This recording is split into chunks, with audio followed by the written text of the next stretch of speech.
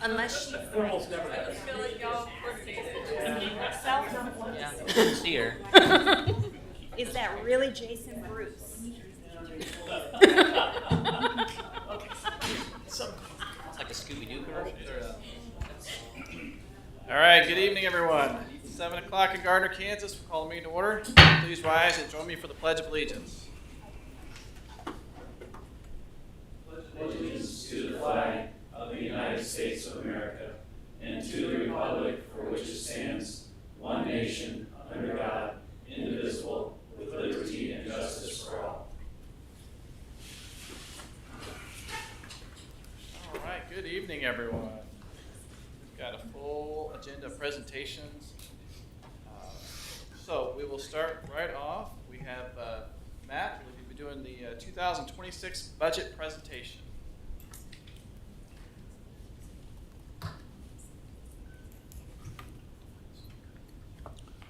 Good evening, Mayor, Council. My presentation tonight has be broken down into the following components. We'll discuss the budget process so far, a quick financial update, then go over some budget highlights and initiatives for 2026 and 2025 revised, and then next steps. We kicked off the budget process this year back in early March. We started with the year-end financial report on March 3rd. Council had a budget retreat on March 4th. Presented the outside agency requests and CIP, the capital improvement program, on April 7th. Then here tonight, we're discussing budget highlights. And then at the next council meeting, we'll get into more of the details on the 2026 budget and the mill levy. Then on July 7th, that's when council considers the resolution to exceed the revenue neutral rate and setting a public hearing. And depending on direction from council, that will basically change when the public hearings and approval process will happen in either September or August.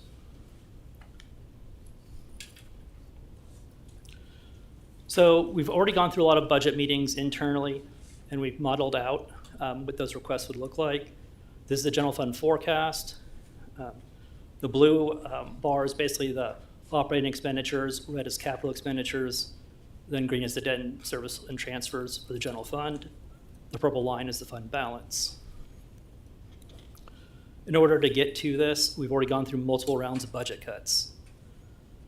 We've cut about $700,000 from budget requests in the general fund and about $200,000 from other funds.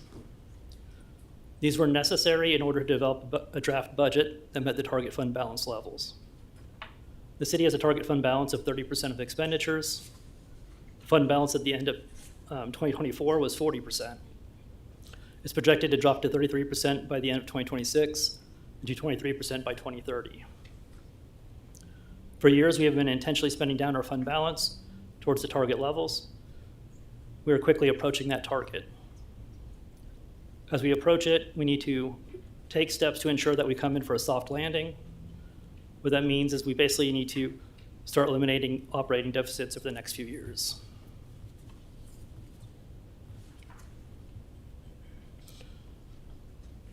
These are the budget challenges that we're currently facing. It's a bit different than what we've had before, where operationally it's great that we're at full staffing, but from a budget perspective, we relied on those savings year in, year out. That's one of the reasons we had the large fund balance. And as we basically approach full staffing and maintain it, we're not going to see those savings moving forward. We also have to do some technology and equipment upgrades and replacements. And then as we continue to grow as a community, they'll put strain on current existing staffing levels.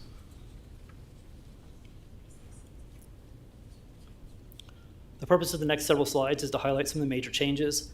We're focusing primarily on the O&M budget. We've discussed capital in previous meetings.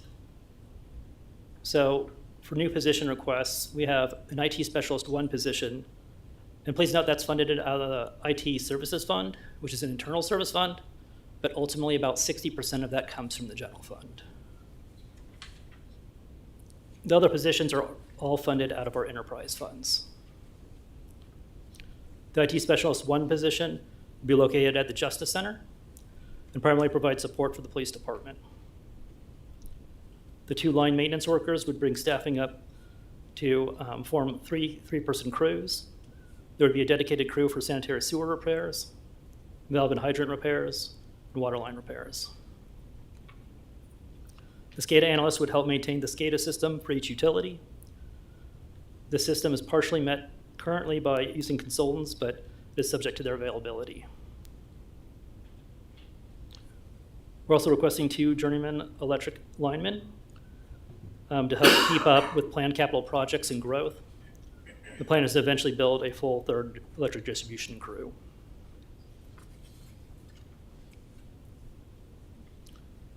We're also recommending several promotions and reclasses. We received a lot of requests to move admin assistants to a specialist position, which is similar to like a utility billing specialist or a community development specialist. And we looked at admin assistants across the board and noticed that over time they had picked up more and more responsibilities that were more in line with that kind of pay range 3. So we're recommending reclassing some of the admin assistants and clerks to specialists. We created a career ladder several years ago for maintenance workers. We're looking at making some adjustments to that as well. We're recommending moving a municipal court clerk to lead court clerk. It's currently a 3-person crew, and essentially that lead court clerk would basically serve as kind of a crew leader for that group. Property evidence tech 1 to property evidence tech 2, and then also reclassing the police clerk from pay range 1 to 2. I'm also recommending moving the fiscal services manager from pay range 8 to 9. This is kind of my right hand or the second in command for finance department. This would be moved to a range that's comparable to, say, the city engineer or utility manager. We're also recommending moving the community development director from pay range 9 to a 10. That department's picked up more complex duties over time due to economic development, especially with Southwest Johnson County EDC no longer existing. The responsibilities of that department has grown. We looked at all the step wages, and we will every year for the police department. What jumped out to us this year was the wages for the police chief currently top out at a level lower than that of most directors. That doesn't really make a lot of sense. So we're correcting that for internal equity purposes. Overall, the estimated cost of the promotions and reclasses is about $40,000.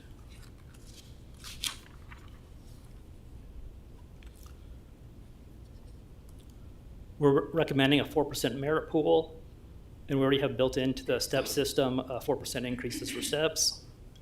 The combined increase to general fund is about $470,000, and for other funds about $218,000. Please note, only employees employed on or before July 1st of 2025 will be eligible for merit increases.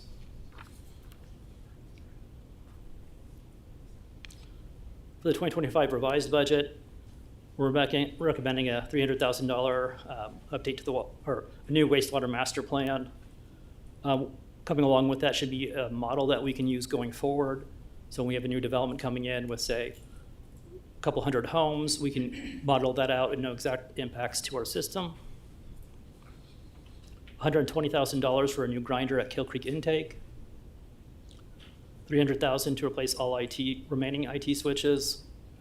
A few years ago, the city began a phased program to replace aging IT switches that had reached the end of their useful life. The remaining switches from 2015, which have not yet been replaced, are now beginning to fail. These failures pose a significant risk to city operations. Staff recommends proceeding with the replacement of all remaining 2015 switches to ensure continued network reliability and system performance. Staff's also recommending using alcohol tax revenue from the Special Parks Fund to support the Lap Lane Pool maintenance project. This funding source is consistent with the eligible use of those funds and will allow the project to move forward without impacting the general fund. The adopted 2025 budget included funding for a new building inspector based on anticipated development activity. However, due to lower than expected activity, staff has held off on filling that position and now recommends eliminating the funding.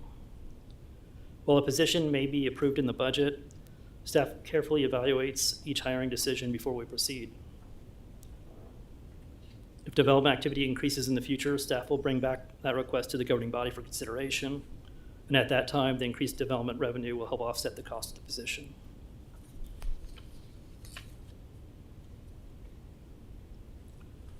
In the 2026 budget, $50,000 for a real bed for the electric distribution, $80,000 for a new crane truck, $260,000 for a new sewer camera van, which would be part of that new three-person crew for sewer.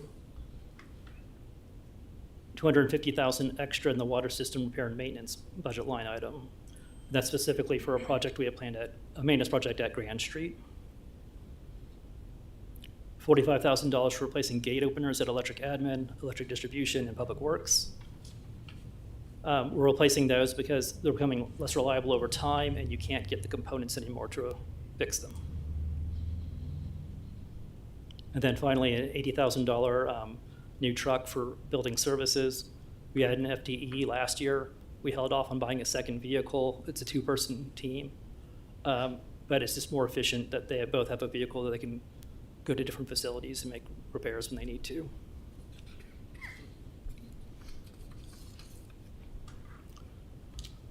I'm looking for council direction on basically the budget highlights or any other budget comments you have. We'll work that into the budget and bring it back for more discussion at the next meeting. Next meeting's at June 16th, and we'll focus more on the mill levy, where we should be getting updated appraisal values from the county on June 15th. And then July 7th is considering the R&R, and then we'll move on to public hearings in either August or September. Thank you, Matt. Council, do you have any questions or comments? Moving forward. No. Need more information. Sure. All right. Thank you, Matt. Appreciate the presentation.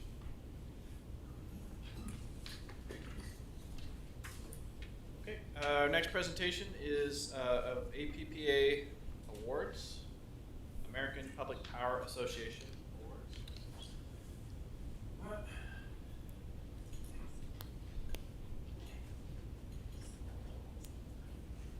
Do we have anyone from? Oh, there. Right in front. You want to come on up? Sorry. You're hiding in front of me there. Let's go. Okay. So our award-winning Public Power Association or Public Power. Yeah, that'd be great. Thank you. Thank you. Electric division. So I'm going to kind of briefly give a description on these, and Gons, if you want to add anything to this, you're welcome to. The first one, Certificate of Achievement for Excellence in Reliability. The city has significantly exceeded the 5-year average for all U.S. electric utilities for reliable electric service. And this marks the 3rd consecutive year the city has received this top honor since joining APPA in 2022. So that's awesome. So this is the this one here. You want to do separate here? So this is the Certificate of Excellence in Reliability.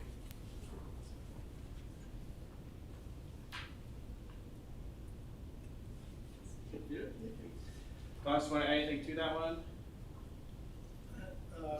Sorry, I put you on the spot. Testing. Yeah, there you go.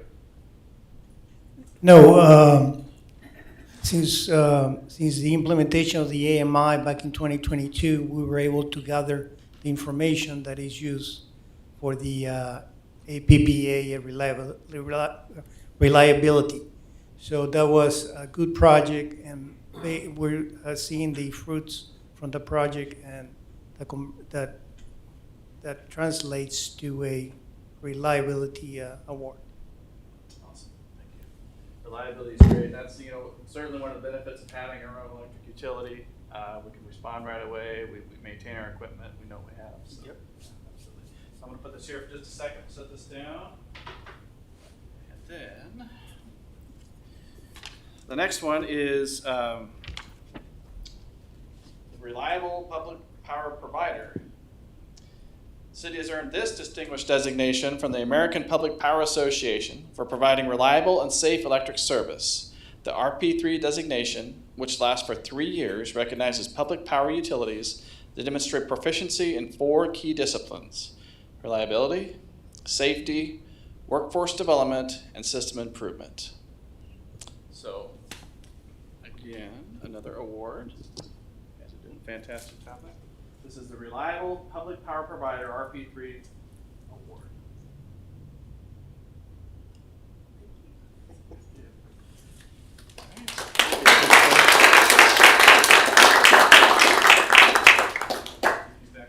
There you go.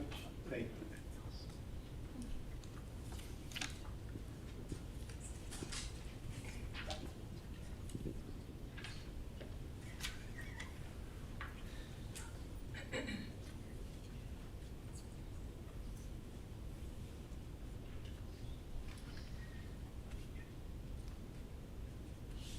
All right. Thank you. Next, we have Johnson County Fire District Number 1, Chief Morley. Mayor, Council, Trig Morley, Fire Chief for Fire District Number 1. Thanks for the opportunity to come and speak to you this evening. I want to address the recent condemnation of the Aspen Place Apartments and the role that Fire District 1 played in this incredibly difficult decision. First and foremost, we recognize the profound impact that this action had on the residents. Losing one's home, especially without much warning, is devastating. We want the community to know this was not a decision that anyone took lightly. It was made solely out of the concern for the safety of the people who live there and the folks who are sworn to protect them.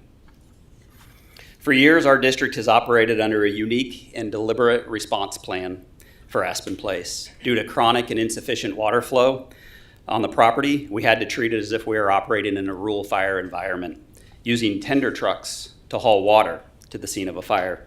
It was far from ideal, but we made it work. We committed to this workaround because we believed that the property owners of the Aspen Place complex would fix the failing infrastructure issues, and above all, we wanted to avoid displacing any of the residents. That all changed in the early morning hours of May 4th. Just after midnight, one of our fire apparatus, after completing a medical call in the complex and returning back to the station, sank, literally, to its frame in the middle of the street due to failed roadway surface. So let me be clear, these roadway conditions made it physically unsafe and impossible to operate emergency vehicles in the complex. That included for fire suppression, for medical emergencies, and for any rescue efforts. Our ability to protect lives and property had reached a breaking point. We no longer had a safe and reliable way to respond to emergencies in the complex. That was an unacceptable risk for the residents and for our responders. After exhausting all temporary solutions, we made the extremely difficult recommendation and supported the decision by the city to condemn the property. We fully understand how disruptive this was. The short notice was not ideal, but the risk to life left no other option. That said, I want to emphasize what happened next. On the evening of May 6th, Fire District 1 was on site at the Grace Baptist Church, standing with representatives from the city of Gardner, Johnson County government, local nonprofits, faith-based organizations, and businesses. And together, we were helping ensure that residents had shelter, food, transportation, and basic needs were covered. We returned the next day on May 7th to support the Resource Center, again partnering with the community to help those efforts. While the complex is now condemned, our commitment to the Aspen Place property and all of the communities that we serve has not ended. We've put together an adjusted emergency response plan to continue to serve anyone who may be on site. Although again, not ideal, extremely delayed. If a call comes in, we will respond as swiftly as possible, professionally and with compassionate care. As public servants, we are trusted to protect the lives and property. Sometimes that means making extremely difficult calls in the name of safety. We love the people we serve, we love the communities we serve, and our number one priority will always be the residents' well-being. So we just want to come and share that with you this evening, and Also, I know I got an opportunity to visit with most of you throughout those days. And just really appreciate the cooperation from all of city staff, working with the police department and Chief Waldeck and all of her personnel. It was a very tough, tense week, but again, the right decision was made in the name of life safety. So I can try to answer any questions if anybody has any, but that's all we've got for a presentation. Yeah, thank you, Chief. I appreciate that. Did you have any immediate questions? I'm sure we can, during council updates, if we have comments regarding this. You've got anything? Well, I did just want to make a point that I know that you and several of your staff were out, not only at Aspen Place during the cleanup, or the move out, but also at those meetings. You were very upfront, very very transparent as to how this decision went down and how that decision was forced. It was actually forced on us. It wasn't something that any of us wanted to do. And I just wanted to thank you for coming and, again, explaining it in public forums so that folks know that, ultimately the public service entities in this town have their back and they don't want to cause any further issues or inconveniences. You mentioned city staff, and I wanted to mention one particular person in the very back of the room that's trying to hide, and that's Danica, who did yeoman's work on very short notice in getting the word out to the people of the community and through the media to try to communicate this as quickly and as expeditiously and as honestly as possible to the public on this. And so I just wanted to thank her personally. So thanks. Thank you. Thank you, everyone. Okay, next presentation is project graduation.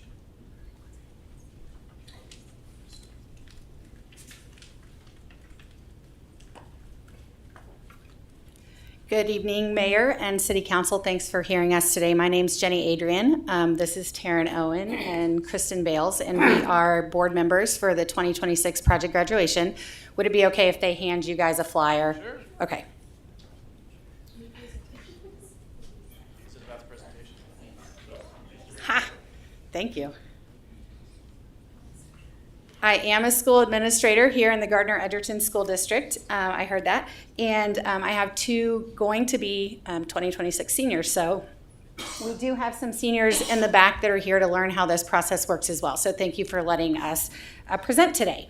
So I know you know what Project Grad is. You have been helpful in the past in helping support Project Grad. We are here to just talk about what that looks like for the class of 2026 and hopefully how we can partner with you as a city.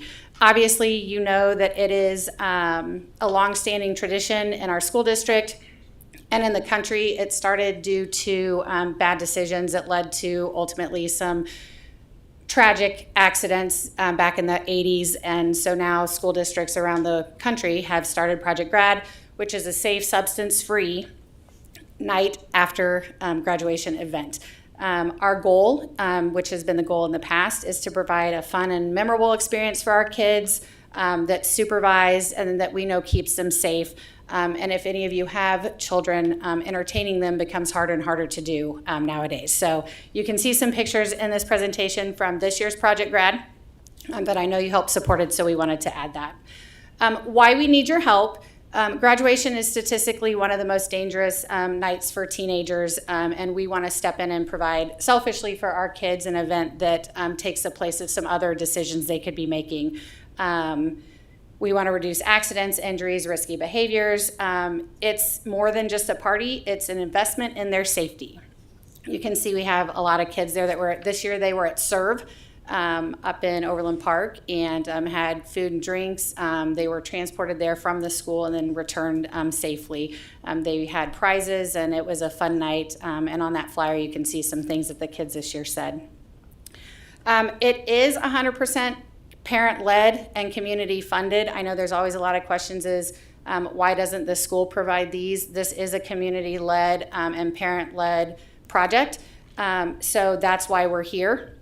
It runs on donations from whoever we can get them from. So we have partnered with the cities of hopefully Gardner and Edgerton to try to provide support for our students. We will have 426 graduating seniors as of now from the Gardner Edgerton School District in 2026. Our goal is to provide the ones that come with monetary and prizes as they walk out the door. Our goal is to give them $100 each. That's what they want, but we'll see.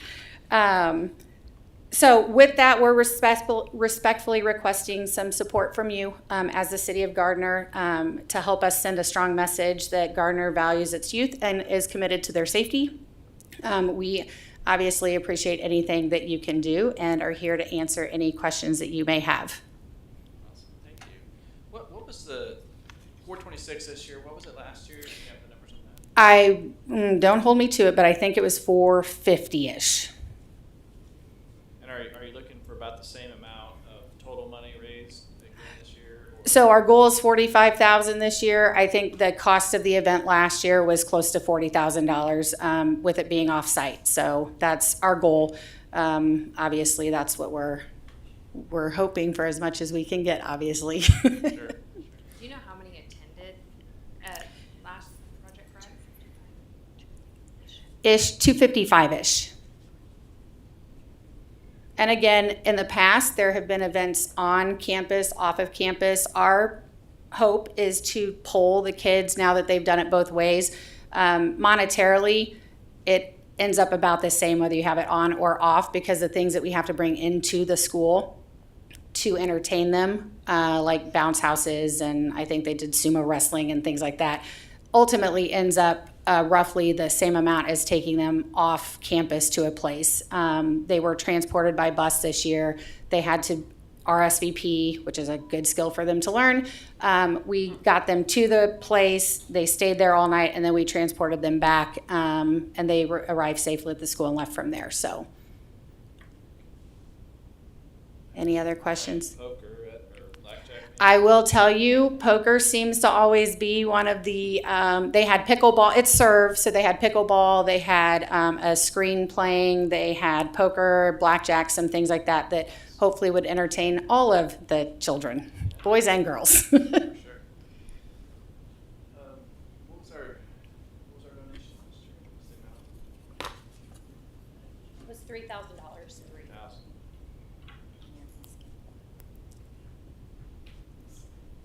Putting together our budgets. This is the time to talk about that.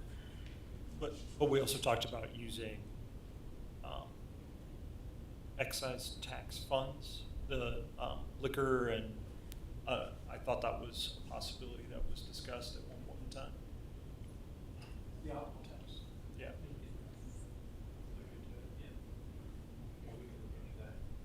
And potentially increase the, or, move it. I mean, the ask in the previous years is to go up to $6,000 or more if possible, so I don't know if moving over to those funds would allow us to do that.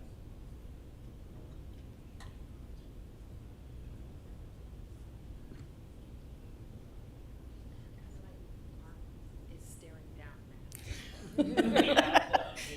We have funds available to switch off on the drug fund. We just need to potentially use something for. Yeah, it's pretty tight in the statutes. It's like drug and alcohol education is part of that, but I don't know. That'd be difficult. I think all of the next meeting. Yeah. When you do it on-site, do you use local businesses? Like I know when I volunteered with my son, it was local eateries, so the money that we spent stayed local, whereas off-site was probably no Gardner businesses involved with. So when they did it on campus a few years ago, the food was basically pizza brought in. And so I do think they did that locally. The local piece that we will have is we'll do fundraisers throughout the school year. Like we're doing one, is that Tuesday? Tomorrow at Culver's. So we're doing some different things around the community to try to build that up. And then they did bring in, like a bracelet maker and some things to be in the facility that were Gardner Okay. businesses. Okay. Anything else? Any other questions? Council? Thank you so much. Thank you for the Thank you. presentation. Yeah, for everything.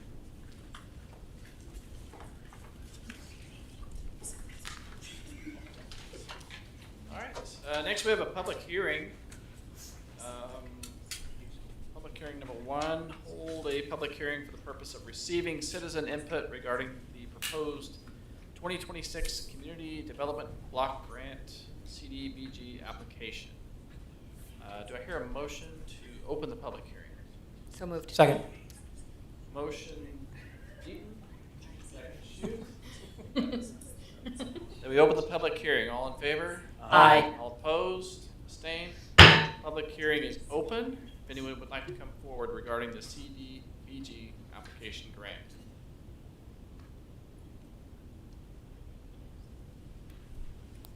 Seeing no one coming forward, I entertain a motion to close the public hearing. So moved. Second. Motion Schutz, second Deaton. We close the public hearing. All in favor? Aye. All opposed? Abstained? The public hearing is now closed. Okay, we'll move to public comments. At this time, members of the public are welcome to use this time to make comments about city matters or items on the agenda that are not part of the public hearing. If you wish to come forward, please limit your comments to 5 minutes or less. There is a time clock to your left. Please come forward, state your name and address for the record.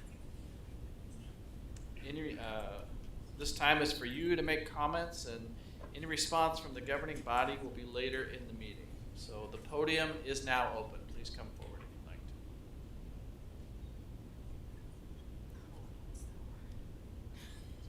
to. Okay. Seeing no one coming forward, we'll move to consent agenda. Is there an item on the consent agenda council would like to remove?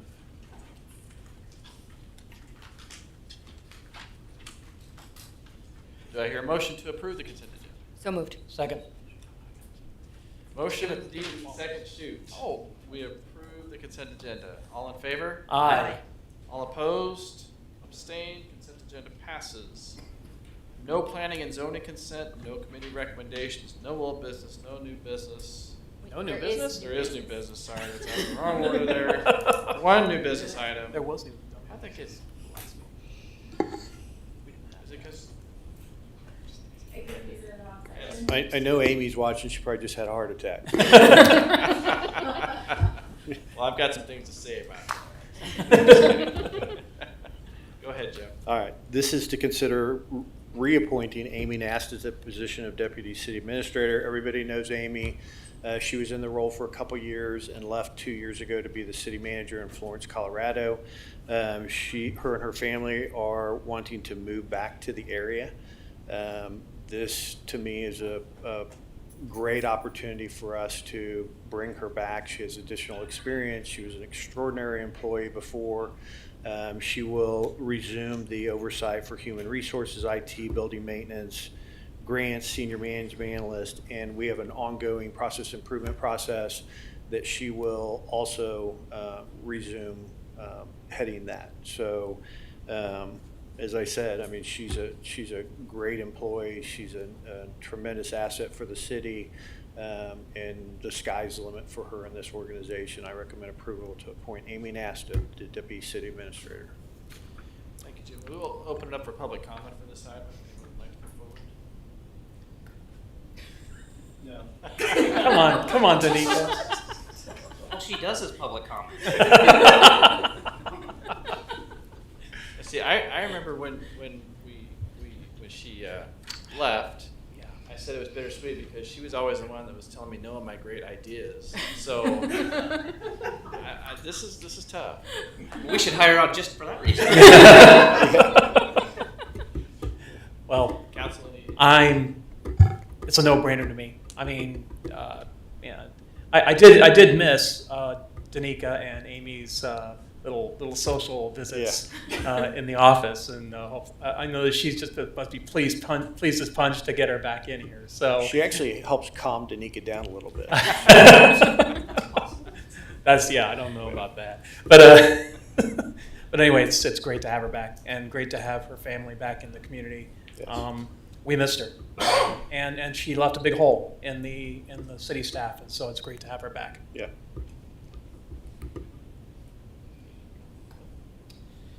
Okay, do I hear a motion for new business item number So one? moved. Second. Motion Deaton, second Shoot. We appoint Amy Nasta to Deputy City Administrator. All in favor? Aye. All opposed? Tanika's off. Yay. Abstain? Welcome back, Amy Nasta. Yes, yes. You can just run out to call her. Surprised she wasn't last year. Oh, she may have been. All right, so that concludes the business, and we'll now move to council updates. Chief Waldeck, would you like to start? Sure, I have a couple, since I forgot to put anything in the FMM on Friday. I was in training and didn't get that sent. We had 3 recruits graduate from the Johnson County Regional Police Academy last week, and all are moving into training now, field training. We also had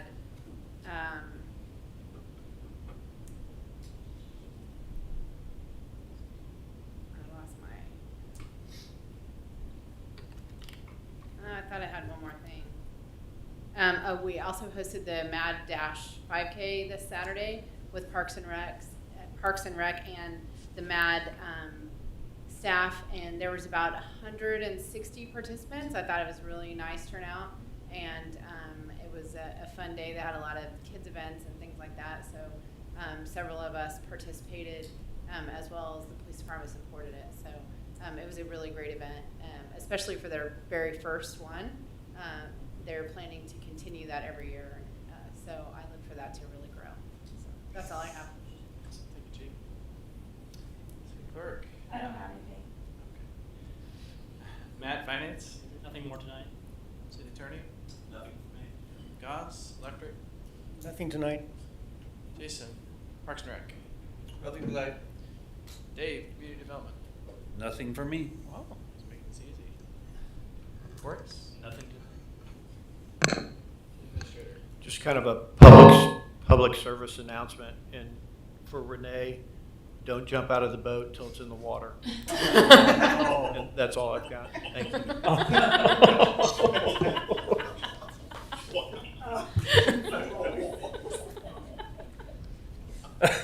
Look at it this way, at least you're not somebody's little brother.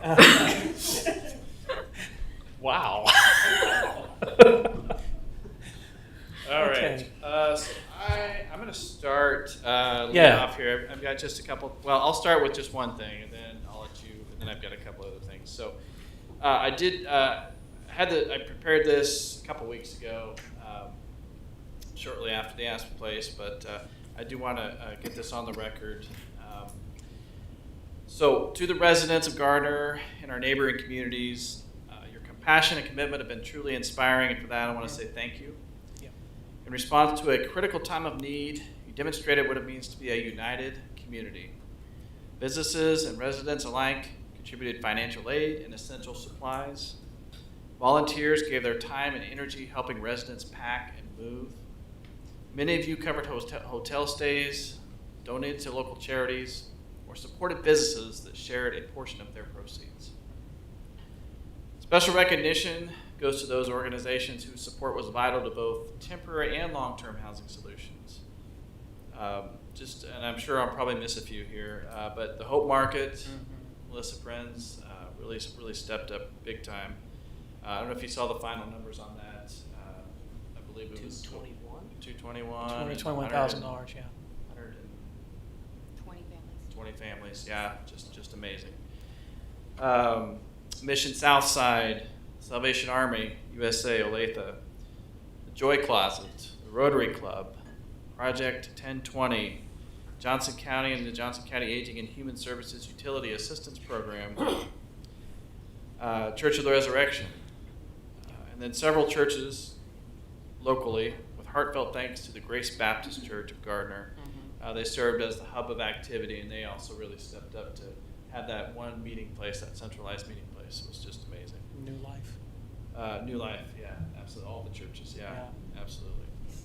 So Restoration. combined, these organizations provided temporary shelter, helped cover first month's rent and application fees, and other critical needs that assisted residents during the transition into permanent housing. I also extend my appreciation to the Gardner Police Department for facilitating the process and ensuring the safety of everyone involved, while also offering critical support during a difficult time. And to our other City of Gardner staff, thank you for your swift action in coordinating with the above organizations, monitoring the hotline, and stepping in wherever needed. I know much of the behind-the-scenes work has gone unseen, but I want you to know how deeply I appreciate everything you do. If any names were missed, again, please accept my sincere apologies. Every act of generosity really made a difference. And I'm confident, there's still some challenges that remain, but I'm confident our community's continued commitment to supporting those affected. So thank you. So I'm going to go ahead and I think the only thing I would add, thank you, Chief, for coming out tonight, give us your presentation, and that'd be the only thing. And Jim, thanks to your staff, Chief, for a really difficult situation. So, thank you. I would echo everything you just said, and I would include the hundreds of just normal citizens who heeded the call that went out on places like CFG and came out, and they just decided, I want to make myself available to help. A lot of them weren't prompted by any of those organizations. They just came out. They wanted to bring elbow grease. They wanted to bring out donations of food and water and other items. They were, I ran into a lot of them there, and they just wanted to help. That's the only thing they wanted to do, was help people that were in need. I think it might be the greatest week in terms of just volunteerism that we've ever seen in our community. And I was absolutely floored by the response. And it was on very short notice, and it wasn't just the volunteers, but also all the support staff. I already mentioned Danica and the communications department, who just went way above and beyond to get the word out. The staff members who went out there and helped to move people out and to pack boxes and stuff like that. I mean, it was a team effort, and they didn't necessarily even care who got the credit. They just wanted to make sure that the folks out there were supported. And so, thank you to everyone who was out there and helped out. And I know that it was a real point of emphasis on some of the media coverage that was done about our community, that we had a huge response of volunteers coming out and helping. So thank you. A couple of other things real quick here. We were at the opening of the farmers market last Thursday, and one of the things that was discussed was the permanent structure for the farmers market. When Todd and I were talking, it was just him and me, but we were just talking about, is there any possibility that a small amount, I don't know, I think we talked about $200,000, the cost for the farmers market in the destination downtown plan? I don't know the exact amount right off, I'd have to check, but it seems like it's somewhere in that kind of range. There's also the issue of the land use around that too, because of the expansion of parking that may be necessary and things like that. I don't know if that was in that cost or not. I think it may have been. But the reason why I bring it up is because I know that we have already, a lot of the transit guest tax fund have already been spoken on this year. We know that next year we got 2 new hotels opening up in the city. 2026, I think, is when the time was that we were supposed to. We anticipated, dual brand, you mean? Yeah, the dual brand hotels, the Stay Bridge and the Holiday Inn Express on the other side of the interstate. Would it be possible for us to kind of look at a possibility of using some of those transit guest tax funds for the construction of that farmers market area, because it is a draw for people out of this community? They come in here to, I think we had 25 food trucks there, or vendors and booths, and it does bring people from all over the area, not just, we have people there from Missouri that were coming in to do that, to shop there, and I think it's a real tourist draw. Just an option. But we can certainly look at that. If you recall, we were going to look at turfing the fields. And I just had a meeting with the library 6 weeks ago. Yeah. And they actually made a request. They want to change the agreement where they have half the parking spaces out there. So, which right now, the agreement we signed with them a long time ago, there is no exclusive parking agreement. So probably wouldn't do that. I don't think we could fit everybody in City Hall No. if we did something like that. But I did mention to them the idea of the farmer's market covered, but it would probably require us to leave the parking there, and then we would close it temporarily after hours or whatever, whenever the yeah. market's open, and make accommodations there. But the Destination Downtown also has the expansion of parking where Correct. that current home is. So that's kind of the roadblock at this point to, now once we get control of the first security building, there is parking over there. We may be able to, give that up in that space and move parking over there. It just depends on how much space we can get out of that. Sure. at this point. The other thing that I would suggest too is we probably need to relook at those cost estimates, because out of the downtown destination matrix, that's been done 5-6 years ago Yeah, prior to the me costs being may have here. gone up 20% or something. And I That's think the it's a other steel part of it. structure, so. So I just want to be very cautious about Oh, no, that no. number being floated. Totally understand that, and but I also know that the longer that it goes, the more expensive it's going to get. If we can help to leverage or try to leverage some of those funds to get that started, It's certainly something we can look at. I think it would be a great use of those funds, and I think we can still fit it in there in addition to the fields. So just I'd like to explore that if that's council consensus to do so. Are you against farmers markets? Come on, Mark. Everybody's got to eat. No, I'm not. I doubt that you could do it for at least 3 years if we do the fields. So we'd have to look at that really closely. But I mean, I'm open to looking at that, or we shift the order of priorities. I mean, we also talked about, with the chamber, there were other avenues for us to look at. I mean, the chamber, while Jason was still president, was working with that organization or that company to determine if there was money available within the community to do something like that. Yes.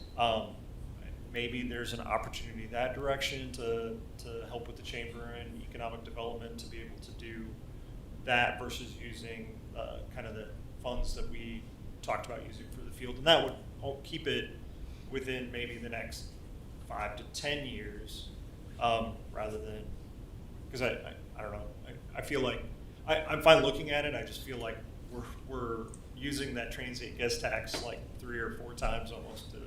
Oh, no, that was not my intention. No, I understand. All I'm saying is that, we're trying to make our limited funds go as far as we can. And we know that that is a source of revenue that's going to more than likely double again in the short term, in the near future, within the next 2 to 3 years.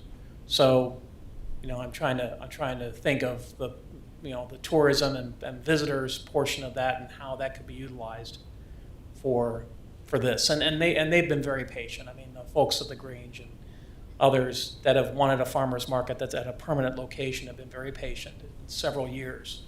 And I know that when they had to cap it at 25 vendors. They could have gone higher than that, but they don't have the space for it, and they don't want to take up the whole park. So, if we can try to think about moving that forward in some way. I think there's consensus to kind of just look at the pricing and this thing. Okay. If that's okay. All right. Dave? Thank you. Jason? That's all I had. Yep. Council Vice President? So just echoing what everybody else said, thank you to city staff, PD, fire department, everybody for helping out. It was a big community effort, the businesses, the people. It was a difficult week, but it was really nice to be able to brag on our town. I work out of town during the week, and a lot of people would come up to me after seeing stories on the news and ask about it, and it was really nice to be able to say how our community rallied and came together for those people. And then I would also like to say welcome back to Amy Nesta. I Yes, can't wait. yes, When yes. does she start? Okay, All right. so, party balloons. I don't know what we need to do. I'm sure Danika's already planning it, so just let me know. Maybe we can extend our fireworks for her. Oh. Extra 2 or 3 days. We already updated that one. That was it, thank you. Okay. Council President? So, as you know, I detest the piggyback of everything, but this one warrants it. So I already had a post out there, but I wasn't surprised at all with our community, but I was surprised at the number of people from outside the community. So something Steve said made me think of it, but I was at a home helping move furniture, and I thought a family friend was showing up to help move things in their truck. It was actually some guy from Spring Hill who just decided to come up. Yep. And then he had a warehouse down by Paola that was lit and empty with 4,000 square feet that he was going to let people store stuff in. So, I mean, just literally people coming out of the woodwork to help was pretty awesome to see. So, just not surprised, but very appreciative that, that's why we live here. That's why everybody likes this town, right? It's the small town feel next to the big city, right? That's how we get these awards, and that's how we, get on the news for good things, not the impetus. So just wanted to reiterate that. That's it. All right, thank you. I've got just a couple other quick things. Well, ICSC, you gotta talk about, what's that? gotta talk about ICSC. We'll come forward with a presentation, actually, in a week. Okay, all right. Meeting or two, but yeah. No problem. We will. I passed out to everyone some information on billboards, and we did these sign ordinances somewhat recently, I feel like. Maybe 2 years ago? Yeah, a couple of years ago, and we really haven't had much opportunity for them to be utilized, and so we have someone interested in doing a few billboards and things, and as he's going through these, he had some questions things he's asked us to look at. A couple of them to me made sense. Maybe they don't need to be in that manner, but I think certainly everything is up for discussion. But what I'd like, Steve, you met with him as well. Yeah. What I'd like to do is maybe take a look at these and have some consensus to at least discuss these at the next meeting we have. One in particular, like gravel, where was that? Vehicular access must be provided with a dust-free surface to accommodate emergency vehicle access to the sign location. I mean, to me, that seems a little excessive. But there's a couple like that. So what I'd like is just some consensus that we can bring these forward, possibly at the next one to discuss these after you've had some time to look through them. There are a couple of these items that I could speak to tonight if you wanted to. Sure, So, that's fine. Sure. Yeah. We'll start with the dust-free one since you brought it up. That really is in regard to emergency services and the idea that if something were to happen either during construction of the sign or as the sign is already in place, if there was an emergency call, somebody climbs up there that shouldn't be, whatever it is, that we have assurance that an emergency vehicle can get there. Dust-free surface does not mean that it has to be paved. It can be an aggregate surface, still has to hold the 75,000 pounds in fire districts here. That's part of the reason why I thought I'd leverage this for the moment. That's 56,301. Not quite going to do it, as we found out a few weeks ago. Yeah. So that is there in order to ensure that we have a drive that allows those vehicles to get there. Dust-free could be aggregate. It just needs to be treated periodically with calcium chloride and other things to hold the dust down. That becomes important if we have adjacent residential development nearby. Instead of having that dust coming up whenever there are vehicles there, it's just best to knock it down. So that is one item there. The other item that I thought I'd address is the requirement for a CUP. There seems to try again.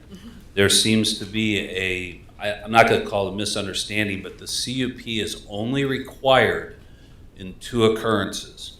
One, if they want to go above our height limitation, which is 30 feet.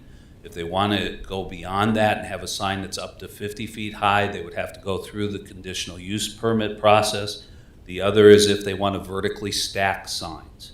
So if they wanted to put two sign faces, one on top of another, that would also require CUP. But not all billboards are required to have a CUP. Just those two instances in the code do we have that. I am checking with the county, but my understanding currently at the county is that all billboards require a CUP at the county level. But I got to check that and verify that, just so you know. The other item is also the 5-year maintenance requirement that's there. I think what people have to understand there is that the state does not do maintenance checks. They will not look at these along I-35. I believe for the most part they allow the local ordinances to handle that. So if a sign becomes dilapidated or damaged in a storm or something like that, it's up to the local government to pursue that. As we look at that, the only thing that's the requirement there for the renewal is they just have to provide us with that inspection report that says the sign is in good condition and structurally sound. That's the only renewal requirement that's there. So we believe that's a protectionary measure that's important to keep these signs going, for years and years once they're there. So those are 3 items that I was prepared to kind of talk to tonight. I'm doing some research on the other items. Can I ask a quick question? So on that 5-year, there was concern that he puts it up and invests the money and the time and then comes back 5 years later and like, well, we don't like it anymore, we don't want it, tear it down. You're saying it's only for structural and Correct. So that's under the construction and maintenance section. It said he's actually got it kind of stricken out of here, but it's just the filing for that renewal has to do with that, making sure that reports in, because the rights have been granted for that sign. We understand that. And that usually comes up even with conditional use permits. When somebody makes a significant investment, how many years are we going to provide that for? So the intent is really just prove that structurally that this thing is in good condition, it's being maintained appropriately. Yeah, can I weigh in real quick? Yeah. So from a policy perspective, it's the governing body needs to look at, do we want to make this as easy as possible for billboards to be in Gardner? If the proposal is to put 3 double-stacked billboards in a row, which are the ones you see in the pictures, and then an electronic sign. If you drive from Gardner all the way up I-35 and see how sparse the billboards are, we would be, having billboards, if that's the entrance to our city that we want people to see on I-35, then that's what these will accommodate, is having double-stacked billboards, 4 in a row, 3 double stacks, 1 electronic at the entrance to Gardner. So that's kind of the overall policy consideration that you need to make, is because this, what he's trying to do is take out the restrictions to that, where he can just put them up and have no policy pushback on that. well, some of that wouldn't that be in the distance requirements and those kind of? Well, he changed the distance, the height requirements, what requires a CUP, the distances from I-35, the on-ramps. You would literally have 4 billboards in a row, double stack, on the first 3, and then an electronic billboard at the entrance to our Between city. 207 and 210, Do what? between the 2 exits. It's it's actually talking about closest to south. 199th Street Yeah. going north. Between 199th and Gardner Road, on that Right. right side, going north is what we're talking. Right. And And I wanna be- the person that's proposing this showed up when we did this. Yeah, I ordinance remember. And said he was okay with Yeah. it. So, I just want to interrupt real quick because I want to make sure we do need to keep the proposals that may be in the planning work separate from this conversation in my mind. And I don't know, Ryan, if you want to jump in a little bit on that, but just from the standpoint of, as a broad policy concern, as Jim is talking about, yes, this really has effect with any proposal that would come before us. So I just want to make sure that that's clear when we're looking at this. Yeah. Well, as far as the original question, do we want to look at this? Sure. I mean, we're obviously not voting on anything tonight, but to me, this is, and I'm not saying we have to delay it until Amy's here, but this is the type of thing that she was great at. I would love to see state, county, city, what our restrictions are in a matrix to compare I them. would totally agree. Yep. I've started doing that research already. I just had this put before me today, so that's what I would do. But I could say by the next council meeting, I could have something like that prepared for you so you can see some of that, where it's comparative, and then we can talk about those items too. Yeah. Understand any decision you make towards this would have to go back through the Planning Commission because it is an LDC amendment. It's part of the zoning code. Yes, it is. So it has to go through that process also. But as far as I would look at this, I would prefer, let me get that matrix together, get the research in front of you all so you can see that and then go from there. Yeah. So that, and then the other piece to me is we have to consider, obviously where it's allowed in this, specifically we're talking about along I-35, that's right where we want our frontage road. So it's one thing while that's ag land and there's nothing there right now. It's a whole other thing if we, we find what the absolute max is that you could litter that side with. And now we want to put the road in and somebody wants to put in a building right there and you go, well, crud, they've got this electronic sign when they look out their apartment building. Is that something we want there? Yeah. So there's those type of things that we, it wasn't as big a deal in the past because we didn't have anything over there. But now I think it's a little more pertinent than it was before. Not saying we even need to change these, just it's something we should consider how it could be implemented. Yep. Well, that's one of the things we have to look at is, okay, what's the lowest common denominator on this? Again, we got to take the specific applicant out of the equation. Right. And we have to look at this from a holistic perspective. So exactly what we're going to be looking at potentially if we go to the lowest common denominator, the highest, most intense use, and do we want that highest, most intense use, as you said, littering, I don't know if I would necessarily use the word littering, but being implemented across that corridor, because this really is an I-35 specific implementation for billboards. Nothing in the city other than this qualifies. No one would want to put billboards on anything other than I-35. It's a high traffic corridor. But, you're absolutely right. This year, the individual who brought this to our attention is doing billboards south of I-35 and Gardner Road. But if anybody wants to do something north of I-35 along that, what would be New Trails Parkway, what would that look like? And how would the setback requirements or loosening the setback requirements or the distance requirements or the height requirements, what would that do to potential development north of Gardner Road? Because this is for the whole city and not just that one section. And do we need to basically look at deviations potentially to manage the stuff south of Gardner Road, while we're waiting on, potential changes to this? So I Well, think you also have the northeast corner of 175th Yes. and I-35 that once we annex those properties in and they start to develop, those would be areas as well. And- Basically figure, between Homestead and Gardner Road all the way up to Clare. Yeah, I would agree. And actually, we have billboards on 175th on that northeast side, on that, or just to the west of that Jacobs property. So there's already billboards there. But That's how I know if I won Powerball. I mean, and the thing. Well, about- yeah, I was thinking, I'm sorry, I was Oh, thinking, yeah, right. I was thinking northwest. Yeah. you can see that from the plane too. I mean, I've flown over that at night. You can see that billboard from. And I would just add, so 10,000. as we do this, the interesting thing about the conditional use permit is that allows you to consider the context of whatever is proposed in front of you. So it's not an outright prohibition. So like with double stack signs, with the conditional use permit, that's not saying you can't have a double stack sign.